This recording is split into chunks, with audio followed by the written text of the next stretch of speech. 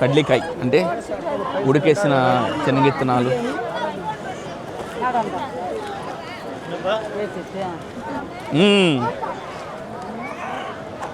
మసాలా శనగిత్తనాలు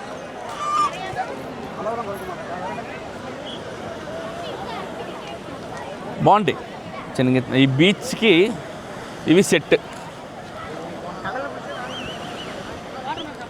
చెన్నైలో ఎన్నున్నా Besant Nagar beach తర్వాత 2 years తర్వాత ఇప్పుడు వచ్చాను. సో మంచి కన్స్ట్రక్షన్ టెంపుల్ మాత్రము. లోపల ఇంటీరియర్ అయితే పిల్లర్స్ చూడటం సేమ్ మదురై కన్స్ట్రక్షన్, కానీ ఇంకొద్దిగా డిఫరెంట్గా. అంటే మదురై తమిళనాడులో టెంపుల్స్ అన్నీ డిఫరెంటే. అంటే ఏ టెంపుల్కి ఆ టెంపుల్ డిఫరెంట్గా ఉంటుంది, అందులో డౌట్ లేదు.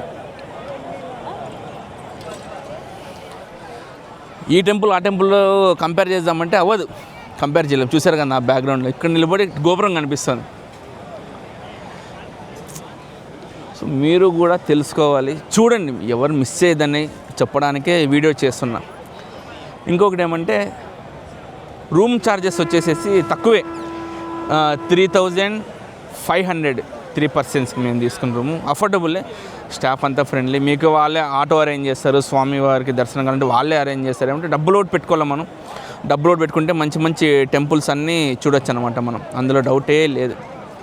డబ్బులు ఒకటి పెట్టాము దర్శనాలు కావాలి అంటే అది ఇంపాసిబుల్. ఇంకోటి లాస్ట్ 2 వీడియోస్ మదురై పళని చెప్పలేనిది ఈ వీడియోలో చెప్తాను. దయచేసి ఎవరు కూడా సెల్ఫ్ డ్రైవ్ అస్సలు రావద్దండి. ఎందుకు సెల్ఫ్ డ్రైవ్ రావద్దని నేను చెప్తానంటే, పార్కింగ్ ఒక చోటు ఉంటుంది, రూమ్ ఒక చోటు ఉంటుంది. మీరు అక్కడికి వెళ్ళి ఇక్కడికి రావాలి, డ్రైవింగ్ చేసి అక్కడ కార్కి ఏమైనా టెన్షన్ తీసుకుంటారు, దాంట్లో దర్శనాలు ఇవన్నీ మంచిగా జరగదు. సో బెటర్ ఎవరన్నా తీసుకుని రావాలనుకుంటే 100% డ్రైవర్ని పెట్టుకొని రండి. డ్రైవర్ అన్న ఉంటే మనకి టెన్షన్ ఉండదు. ఓకే, అది నా పర్సనల్.